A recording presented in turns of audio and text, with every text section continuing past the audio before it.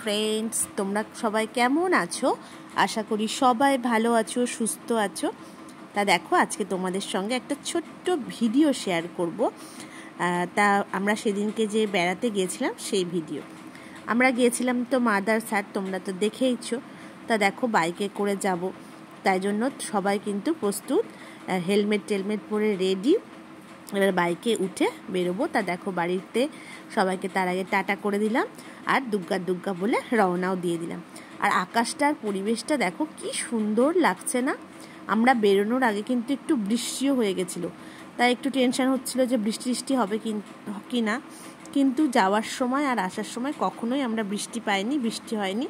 কিন্তু ওয়েদারটা দারুণ ছিল, গরম ছিল না। আর আকাশটা দেখেই তো বুঝতে পারছো, মন খুশি হয়ে যাওয়ার মতো একটা পরিবেশ। তা দেখো, আমরা বলতে বলতে পৌঁছেও গেলাম গন্তব্যস্থলে মাদারসাট। খুব একটা বেশি সময় লাগে না, এই 40 মিনিটের মধ্যে চলে এসেছিলাম রানাঘাট টু কৃষ্ণনগর। এসেই দেখো, প্রথমেই এখানে ঢুকতেই মেয়েদের সাজের জিনিস মানে হ্যান্ডমেড সব জিনিসপত্র নিয়ে কয়েকজন বসেছিলেন। তা প্রথমেই তো মেয়েদের আগে ওদিকেই চোখ যায়, তা আমিও চলে গেলাম ওদিকে দেখতে।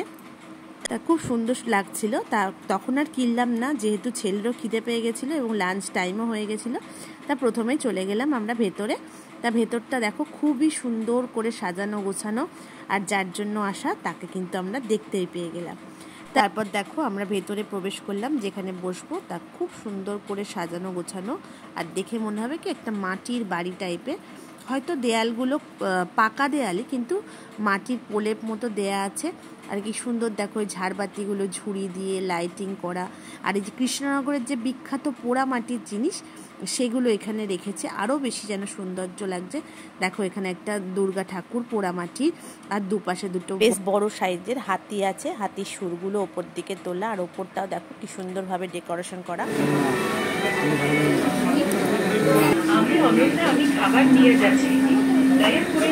তোমরা তো দেখতেই পেলে, এই রোবটের জন্যই আসা। এই মাদারসাটে আমি আগে অনেকবারই এসেছি, 3-4 বার এসেছি।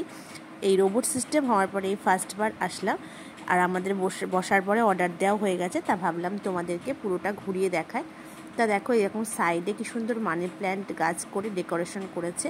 আর অনেকটা সময় লাগে ওদের অর্ডার দেওয়ার পরে খাবারটা আসতে, তাই ভাবলাম চলো বসে না থেকে একটুখানি ঘুরে ঘুরে তোমাদেরকে একটু দেখায়।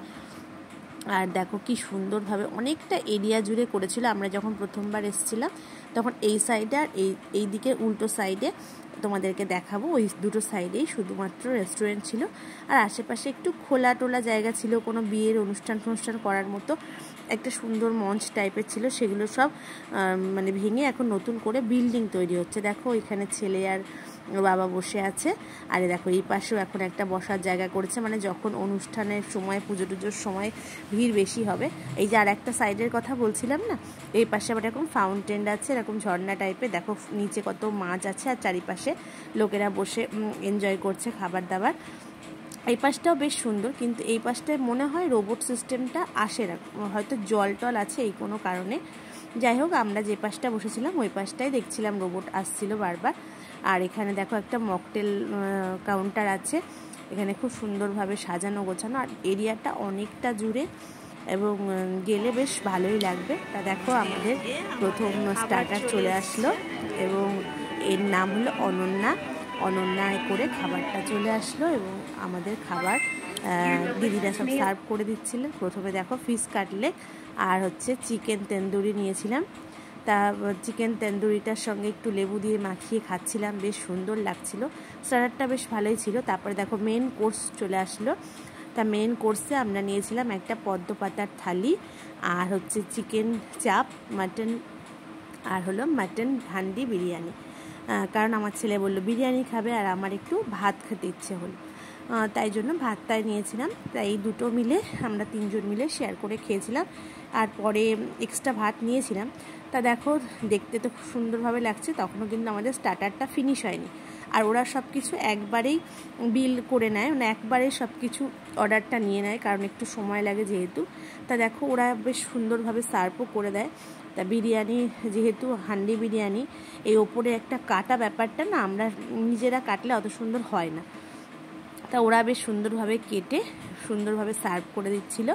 আর আমার ছেলের তো বিরিয়ানি পছন্দ, কিন্তু আমি খুব একটা বিরিয়ানি পছন্দ করি না, সেই কারণে আর বিরিয়ানিটা নিইনি। তা আমি নিয়েছিলাম এরকম থালির মধ্যে ছিল ডাল, ঝুরি আলু ভাজা, দুটো পাঁপড় ভাজা, স্যালাডে ছিল শসা আর 2 রকম সবজি ছিল। আর আমি যেহেতু মটন থালি নিয়েছিলাম, আর মটন তো ছিল, আর একটা চাটনি ছিল যেটা অসাধারণ খেতে ছিল। আর প্রথম পাতে কিন্তু ডাল, ঝুরি আলু ভাজাও ভালো লাগছিল। এটা ছিল একটা ডালের বড়া সবজি, আর একটা ছানার কোপ্তাও ছিল।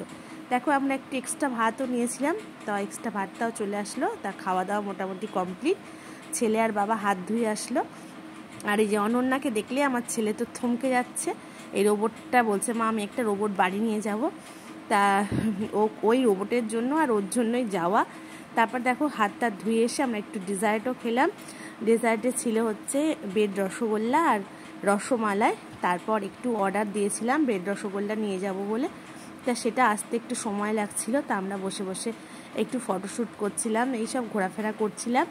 আর আমরা যখন গেছিলাম বেশ ভালো ভিড় ছিল, আর তখন তো আসল কথা লাঞ্চ টাইম, এখন আবার একটু খালি হয়ে গেছে। তা আমার ছেলে আবার, ওর তো ওই অনন্যাকে দেখে হচ্ছে না, মানে রোবটটাকে, ও বললো মা আমি একটু রোবটের সঙ্গে ভিডিও করব। তা একটু দেখো রোবটের সঙ্গে ওকে একটু ভিডিও করে নিলাম।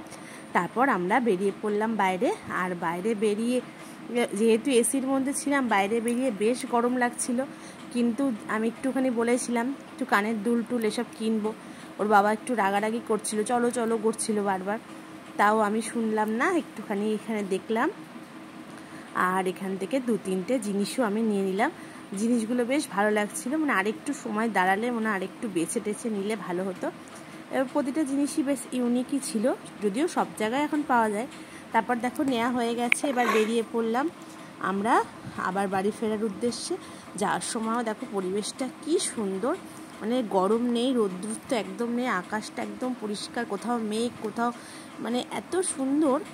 মাদারসার থেকে এই 3টে জিনিস কিনে এনেছিলাম। এই কানের দুলটা,